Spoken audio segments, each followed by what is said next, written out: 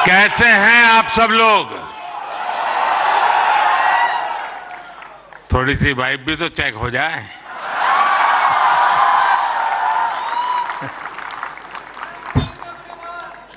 इस कार्यक्रम में उपस्थित मंत्रिपरिषद के मेरे साथी अश्विनी वैष्णव जी, जूरी मेंबर्स भाई प्रसून जोशी जी, रूपाली गांगुली जी, देश के कोने कोने से यहां उपस्थित सभी कंटेंट क्रिएटर्स, देश के कोने कोने में इस आयोजन को देख रहे मेरे सभी युवा साथी और सभी अन्य महानुभाव, आप सबका स्वागत है, आप सबका अभिनंदन है। और आप वो लोग हैं जिन्होंने अपनी जगह बनाई है और इसलिए आज उस जगह पे आप हैं, भारत मंडपम।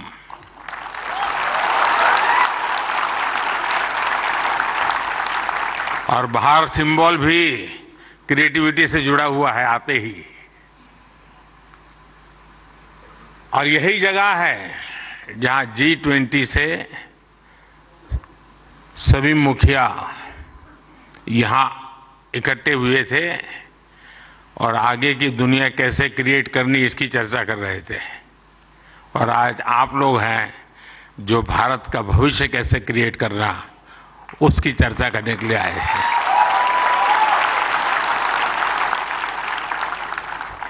साथियों, जब समय बदलता है, टाइम चेंज होता है, जब नए युग की शुरुआत होती है तो उसके साथ कदम से कदम मिलाना ये देश का दायित्व होता है।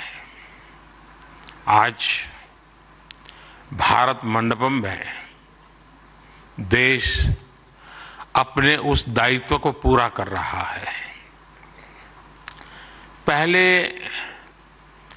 नेशनल क्रिएटर अवार्ड्स यानी पहला है, ये आयोजन नए दौर को समय से पहले पहचान देने का आयोजन है।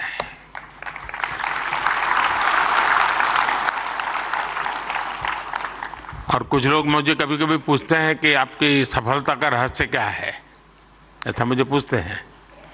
मैं हर एक को जवाब नहीं देता हूं।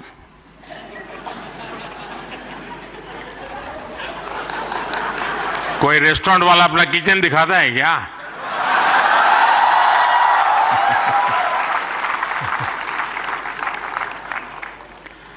लेकिन आपको मैं बता देता हूं, ईश्वर कृपा है, मैं समय से पहले समय को भांप सकता हूं। और इसलिए ये पहला ऐसा अवार्ड है जो शायद आने वाले दिनों में बहुत प्रमुख स्थान लेने वाला है।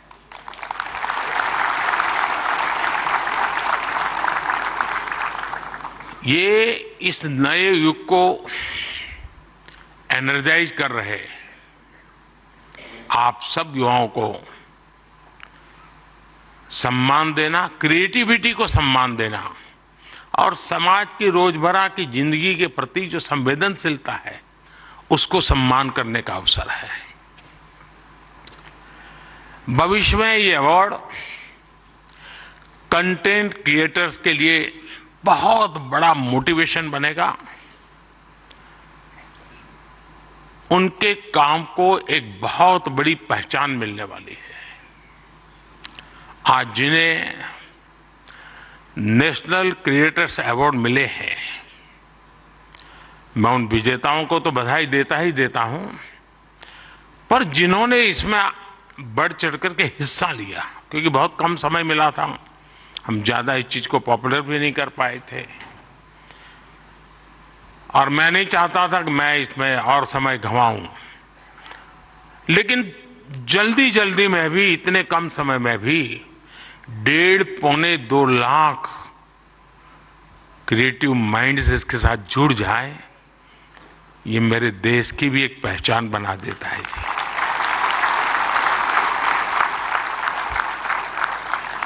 और साथियों, आज एक और पवित्र संयोग है।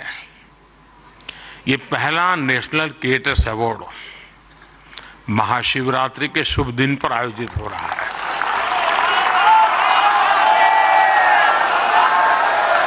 और मेरे काशी में तो शिव जी के बिना कुछ नहीं चलता है।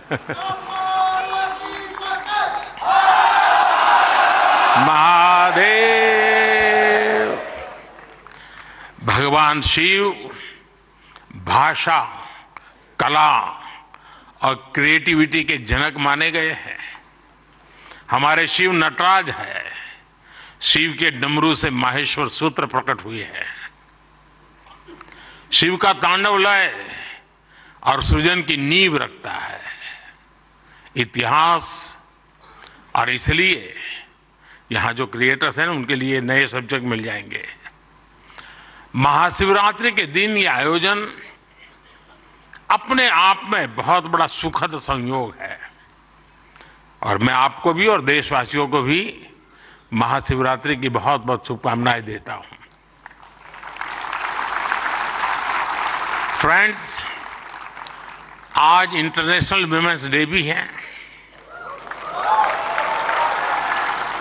लेकिन मैं देख रहा हूं पहली बार पुरुष ताली बजा रहे हैं, वरना उनको लगता है हमारा तो कोई डे आता नहीं। आज जो अवार्ड मिले हैं उनमें भी बहुत सारी बेटियां मैदान मार गई हैं। मैं उनको भी बधाई देता हूं। और भी मैं देख रहा हूं क्रिएटिव वर्ल्ड में हमारे देश की बेटियां बहुत बड़ी मात्रा में, सबको देख रहा हूं। मुझे बहुत गर्व हो रहा है आप लोगों को देख करके। मैं देश की सभी महिलाओं को, बहनों को, बेटियों को इंटरनेशनल विमेंस डे की बहुत बहुत बधाई देता हूं।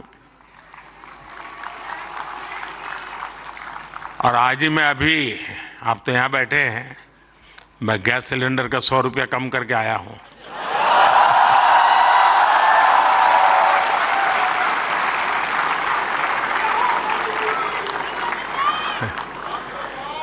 साथियों, किसी भी देश की जर्नी में किसी एक पॉलिसी डिसीजन या एक अभियान का कैसे मल्टीप्लायर इफेक्ट होता है, ये आप सबको देख करके पता चलता है। 10 साल में हुए डेटा रिवॉल्यूशन से लेकर सस्ते मोबाइल फोन्स, डिजिटल अभियान, इंडिया अभियान ने एक प्रकार से कंटेंट क्रिएटर्स की एक नई दुनिया क्रिएट कर दी है। और पहली बार ऐसा हुआ होगा जब किसी सेक्टर की युवा शक्ति ने सरकार को प्रेरित किया हो, सरकार को मजबूर किया हो कि कब तक बैठे रहोगे, इसको भी सोचो। और इसलिए भी आप बधाई के पात्र हो। आज के इस अवार्ड फंक्शन का क्रेडिट अगर किसी को जाता है तो भारत के मेरे युवा मन को, हर डिजिटल कंटेंट क्रिएटर को जाता है। साथियों, भारत का हर कंटेंट क्रिएटर एक और बात को रिप्रेजेंट करता है। हमारे युवाओं को अगर सही दिशा मिले तो वो क्या कुछ नहीं कर सकते हैं। आपने कंटेंट क्रिएशन का कोई कोर्स नहीं किया है ही नहीं तो क्या करोगे।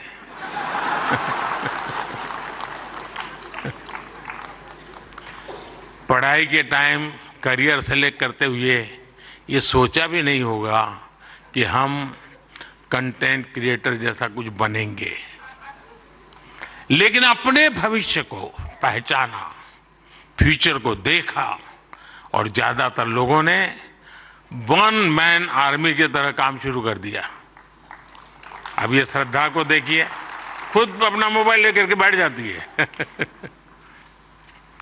अपने प्रोजेक्ट में आप ही राइटर, आप ही डायरेक्टर, आप ही प्रोड्यूसर, आप ही एडिटर, यानी आपको ही सब कुछ करना होता है। यानी एक प्रकार से इतनी टैलेंट एक जगह पे जमा हो जाए और फिर वो जब प्रकट हो तो उसका सामर्थ्य कितना हो सकता है अंदाज लगा सकते हैं।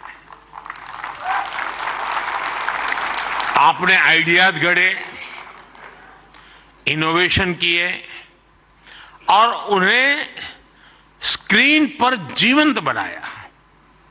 आपने दुनिया को न केवल अपनी क्षमता से परिचित करवाया बल्कि लोगों को दुनिया भी दिखाई।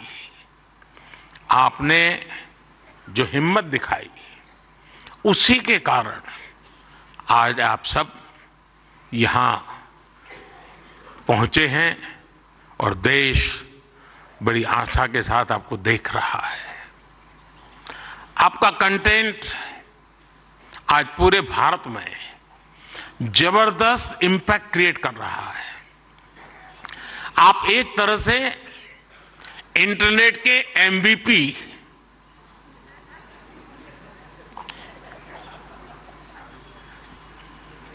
ठीक है ना? थोड़ा दिमाग खपाओ, क्रिएटिविटी बताओ अपना। जब मैं आपको एमपीपी कहता हूं मतलब मोस्ट वैल्यूएबल पर्सन बन गए। साथियों, आप सभी जानते हैं कि जब कंटेंट और क्रिएटिविटी आपस में कोलैबोरेट करते हैं तो इससे एंगेजमेंट बढ़ती है। जब कंटेंट डिजिटल से कोलैब करता है तो ट्रांसफॉर्मेशन आता है। जब कंटेंट पर्पस से कोलैब करता है तो इससे इंपैक्ट दिखता है। और आज जब आप लोग यहां आए हैं तो मुझे भी बहुत सारे विषयों पर आप लोगों से कोलैब रिक्वेस्ट करनी है।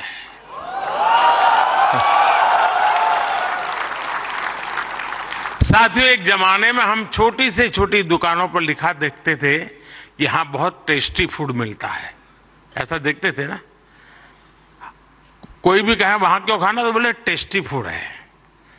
लेकिन आज हम देखते हैं कि दुकान वाले लिखते हैं कि यहां हेल्दी फूड मिलता है। अब टेस्टी नहीं लिखता है, हेल्दी फूड मिलता है। क्यों बदलाव आया? तो ये एक बदलाव समाज में भी आ रहा है। इसलिए कंटेंट ऐसा होना चाहिए जो लोगों में कृतज्ञ भाव जगाए, देश के प्रति आपके जो कर्तव्य हैं उनके लोगों को प्रेरित करें। और आपके कंटेंट का यही डायरेक्ट मैसेज हो ये जरूरी नहीं है। आप कंटेंट क्रिएट करते हुए इसका ध्यान रखेंगे तो इनडायरेक्टली भी उसमें जरूर झलकेगा। आपको ध्यान होगा, लाल किले से मैंने बेटियों के अपमान का विषय उठाया था। एक बार मैंने ये भी कहा था कि आप बेटी शाम को घर आती है तो पूछते हैं क्यों देर से आई, कहां गई थी, क्यों जल्दी घर नहीं आई। मैंने लाल किले से पूछा था कि मुझे कोई तो माँ बाप बताओ जो अपने बेटे को पूछते हो कि तुम देर से क्यों आ रहे हो, कहां गए थे। बेटी को सब पूछते हैं, बेटे को कोई नहीं पूछता है। मैं कंटेंट क्रिएटर से कहता हूं इस बात को आगे कैसे बढ़ाएं, एक माहौल कैसे बनाएं। समान जिम्मेवारी होनी चाहिए।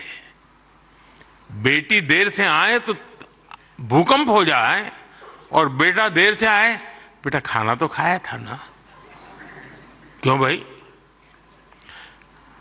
कहने का मेरा मतलब है साथियों कि हमने समाज के साथ जुड़ना है और इस भावना को घर घर पहुंचाने में आप जैसे साथी बहुत अच्छे ढंग से इसको कर सकते हैं। देखिए, आज महिला दिवस पर आप इस संकल्प को फिर दोहरा सकते हैं। हमारे देश की नारी शक्ति का सामर्थ्य कितना ज्यादा है, वो भी आपके कंटेंट का हिस्सा, प्रमुख हिस्सा हो सकता है। मैं जरूर दावे से कहता हूं जी, आप में से कोई थोड़ा क्रिएटिव माइंड के साथ सुबह से रात तक मां क्या करती है उसी को थोड़ा रिकॉर्ड करके उसको एडिट करके रखें, देखने वाले उस परिवार के बच्चे चौंक जाएंगे, अच्छा मां इतना काम करती है। एक साथ करती हैं, यानी आपके पास एक ताकत है, आप इसको ऐसे प्रस्तुत कर सकते हैं। उसी प्रकार से जैसे गांव की जो जिंदगी है, आपने देखा होगा इकोनॉमिक एक्टिविटी में गांव की महिलाएं बहुत बड़ी मात्रा में जुड़ी हुई थी। ये वेस्टर्न लोगों की जो सोच है ना कि भारत में वर्किंग वुमेन नहीं है, अरे भाई वर्किंग वुमेन छोड़, भारत में महिला है तभी तो संसार चल पा रहा है जी।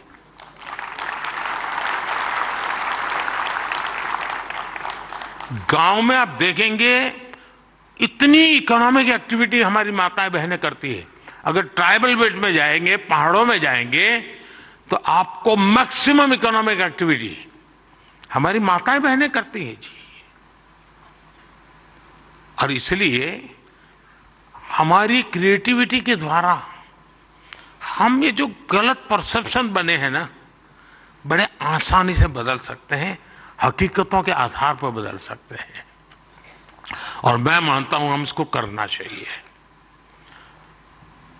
अगर एक दिन की जीवन की सिर्फ साइकिल को हम दिखाएं तो पता चलेगा कि हमारे यहां पशुपालक हो, किसान महिला हो, मजदूरी करने वाली महिला हो, कैसे काम करती, कितनी मेहनत करती है। साथियों, स्वच्छ भारत की सफलता से आप सभी परिचित हैं और आपने उसमें सहयोग भी किया है, लेकिन ये तो निरंतर चलने वाला जन आंदोलन है। कहीं पर भी कोई सफाई की अच्छी चीज आती है, अब जैसे मैंने अभी एक रील देखा, कोई टाइगर पानी पीने जा रहा है और उसमें प्लास्टिक के बोतल देखता है, तो टाइगर मुंह से प्लास्टिक का बोतल उठाता है और कहीं पर जगह पे छोड़ने के लिए चला जा रहा है। अब इसका मतलब मोदी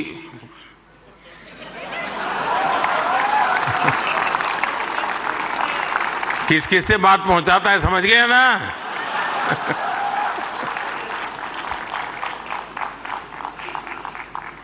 अब उसके माध्यम से आप भी पहुंचा सकते हैं, और इसलिए आप इस विषय पर भी लगातार कुछ न कुछ जरूर करते रहिए।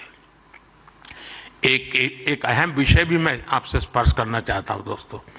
ये छोटी छोटी चीजें जो मेरे मन को छूती है, मेरा मन करता है कि क्रिएटिव माइंड के लोग हैं तो शायद मैं मन खोल करके बातें भी कर सकता हूं। मैं भाषण नहीं कर रहा मुझे।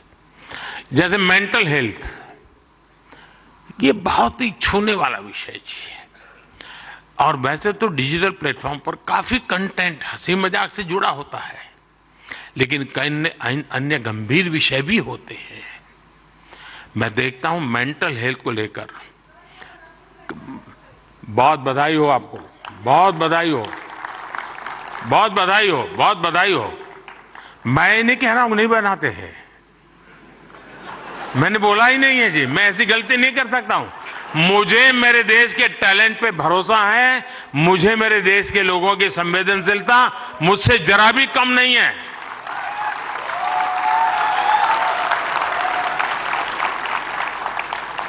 लेकिन ये ऐसे, और जो लोग इस प्रकार से सोचते हैं वो ज्यादा क्रिएटिव है, ऐसा मैं कह सकता हूं, क्योंकि मेंटल हेल्थ को लेकर काफी क्रिएटर्स बहुत अच्छा काम कर भी रहे हैं, लेकिन अभी हमें इस पर और ज्यादा काम करने की जरूरत है। और हो सके तो लोकल लैंग्वेज, गांव के अंदर एक परिवार में अगर ऐसा बच्चा है, उनके लिए क्या हो सकता है, बड़े शहर में 5 स्टार दुनिया में तो होगा, क्योंकि उनकी जिंदगी में ये बहुत जरूरी है जी। उसी प्रकार से एक बहुत बड़ा महत्वपूर्ण विषय है बच्चों में स्ट्रेस का। हमें पता नहीं होता है, पहले तो हमारा जॉइंट फैमिली होता था और बच्चे कभी दादी संभाल लेती थी, कभी दादा संभाल लेते थे, कभी नाना, कभी चाचा, चाची, भाभी, भाई। अब माइक्रो फैमिली है, दोनों लोग चले गए हैं, आया के पास बैठा है, पता नहीं उसको स्ट्रेस का क्या स्थिति है, कुछ पता नहीं है। अब जैसे एग्जाम का समय होता है, स्टूडेंट्स में रिजल्ट को लेकर के चिंता बहुत बढ़ जाती है, सांस फूलने लग जाती है। रिजल्ट आने पर फोन पर दोस्तों तो कह रहे जैसे रिजल्ट अभी आ गया हो, लेकिन धीरे धीरे धीरे पारा गर्म हो जाता है। मैंने कोई 12-15 साल पहले एक छोटी सी फिल्म देखी थी। उस जमाने में तो उतना वीडियो कोई पॉपुलर नहीं था, लेकिन मेरी ये रुचि है जानना, समझना, सीखना। और उसमें ये बताया गया था कि कुछ भी गलत निर्णय लेने से पहले बेहतर जीवन जीना ज्यादा आसान है और कितना जीवन सुंदर बनता है। और उस बच्चे को एग्जाम देनी होती थी, उसको लगता है ये सब मैं नहीं कर पाऊंगा, तो आत्महत्या करने के लिए सोचता है। शायद उसके जो क्रिएटर होंगे उसको याद आ जाएगा, मुझे पूरा याद नहीं, क्योंकि मैंने 15-16 साल पहले इसको, 20 साल हो गए होंगे। तो उसको मन करता है कि मैं रस्से से टांग करके जान दे दूं, तो रस्सा खरीदने जाता है। तो वो उसे पूछता है कितने फीट चाहिए लंबा, तो वो सोचता है फीट क्या होता है, तो जाके पढ़ाई करता है, यार फीट ऐसे होता है। फिर वो कहता है उसको वो हुक चाहिए, तो लोहे का चाहिए, कैसा चाहिए, उसकी पढ़ाई का। फिर उसके ध्यान में आता है यार मरने से ज्यादा तो पढ़ना सरल है। बहुत ही अच्छी फिल्म बनाई है उसने, हार्डली 7-8 मिनट की होगी। लेकिन जब मैंने उसको देखा, और वो ये जो आत्महत्या करने का मूड बन जाता है बच्चों का, छोटी सी चीज है लेकिन उसके जिंदगी को एक नई राह दिखा देती है। अब आप भी जानते हैं मैं परीक्षा पे चर्चा का कार्यक्रम करता हूं। आपको लगता है कई लोगों मजाक उड़ेगा क्या यार के प्राइम मिनिस्टर है, बच्चों के साथ परीक्षा पे चर्चा करता रहता है, फालतू समय का। मैं जानता हूं दोस्तों, मैं कोई सरकारी सर्कुलर नीचे निकाल करके बच्चों की जिंदगी नहीं बना सकता। मुझे उनके साथ जुड़ना पड़ेगा, उनको जानना पड़ेगा, जी जान से जुटना पड़ेगा। और उस समय यानी बारिश के बाद अगर मैं खेत में काम करूं तो काम का है, परीक्षा के दिनों में उसकी बड़ी ताकत होती है। और इसलिए मैं हर साल रेगुलरली ये कार्यक्रम करता हूं, क्योंकि मेरे मन में यही होता है कि इन बच्चों के साथ मैं कुछ बातें करूं, खुल करके बातें करूं। हो सकता है किसी को एक आध चीज काम आ जाए, उनके मन को छू जाए, उनका हाथ पकड़े, उनकी हैंड होल्डिंग करे, उनके माँ बाप को लगे, टीचर को लगे। साथियों ये सारे काम मैं तो रील बनाने के लिए समय नहीं निकाल सकता, तो मैं ऐसे काम कर लेता हूं, लेकिन आप तो वो भी कर सकते हैं जी। क्या हम ऐसा कंटेंट और ज्यादा बना सकते हैं जो यूथ में ड्रग्स के नेगेटिव इफेक्ट्स को लेकर अवेयरनेस लाए।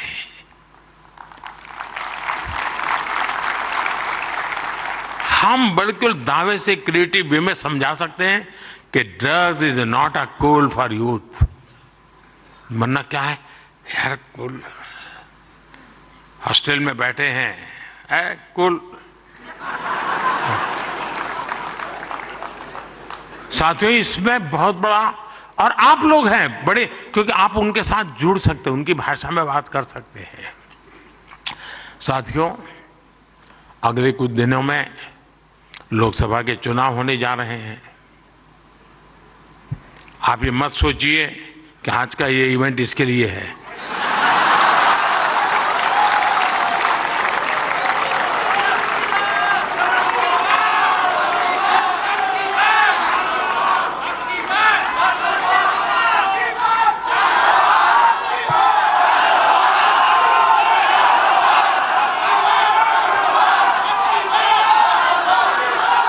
और मैं आपको गारंटी देता हूं कि हो सका तो नेक्स्ट शिवरात्रि पर भी, या तो डेट कोई और हो सकती है, या ऐसा कार्यक्रम मैं ही करूंगा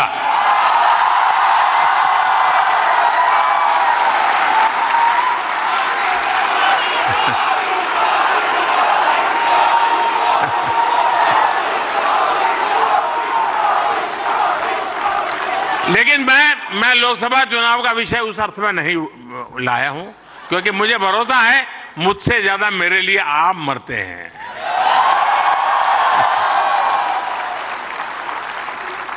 और आप मेरे लिए इसलिए मरते हैं क्योंकि मैं आपके लिए जीता हूं, और जो अपने लिए नहीं जीता है उसके लिए मरने वाले बहुत होते हैं जी।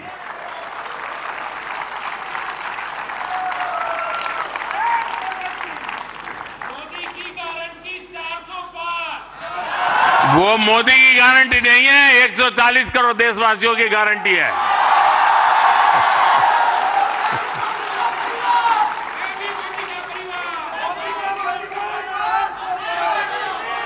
ये बात सही है, ये मेरा परिवार है। साथियों, मैं जो लोकसभा चुनाव की बात कर रहा था, और एक क्रिएटिव वर्ल्ड के लोग बहुत बड़ा काम कर सकते हैं। क्या हम ऐसा कुछ कर सकते हैं कि हमारे यूथ और खास करके हमारे फर्स्ट टाइम वोटर, उनको हम जागरूक करने के लिए क्या कर सकते हैं, और उसको पता हो कि वोट देना यानी किसी को जिताना हराने का काम नहीं है जी। वोट देने का मतलब है तुम इतने बड़े देश की निर्णय प्रक्रिया के हिस्सेदार बने हो। तुम देश का भविष्य बनाने वाले एक महत्वपूर्ण पार्टनर हो। ये उस तक पहुंचना जरूरी है जी। उसको कभी ये मत कहिए किसको वोट दो, लेकिन आप उसको जरूर कहिए कि वोट तो देना ही चाहिए। वो तय करेगा किसको देना किसको नहीं देना, वो तय करेगा, लेकिन वोट देना चाहिए, ये उसको जरूर कहना चाहिए। और मैं मानता हूं हमारे देश में, दुनिया के देश जहां जैसे जैसे समृद्धि बढ़ती गई, वोटिंग पैटर्न घटती गई। दुनिया में देश समृद्ध हुए, लेकिन अलग अलग व्यवस्थाओं ने समृद्धि तक ले गए और बाद में लोकतंत्र की दिशा में गए। भारत 100% लोकतंत्र के ही अधिष्ठान को लेकर के समृद्ध राष्ट्र बनने के सपने को लेकर के चला है, और दुनिया के लिए मॉडल बनने वाला है जी। ये दुनिया के लिए बहुत बड़ा मॉडल बनने वाला है, लेकिन उसमें मुझे मेरे देश के नौजवानों की भागीदारी चाहिए। 18, 19, 20, 21 साल के जैसे साथियों, हम अपने आसपास देखते